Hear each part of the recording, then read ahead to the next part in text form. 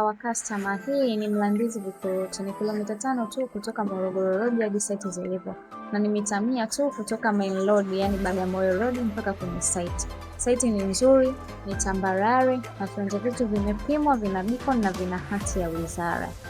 Barabara kama hivyo unavyoziona zimechongwa, zinafikika, kunapitika kirahisi kabisa. Wawekezaji wako moto, washaanza kujenga mijengo kama unavyoiona, na mradi huko sehemu nzuri, na kuhakikishia mteja wangu sehemu ni tambarare kama unavyoiona namna hiyo, na barabara zinafikika kabisa, zimechongwa.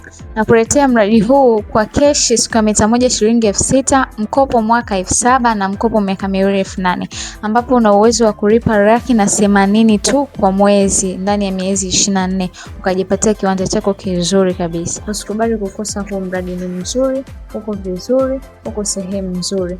Upate kwingine zaidi ya Mkumbi Investment Company Limited, ambao tunapatikana Ilala Boma, jengo la NSSF Mafao, floor number 10.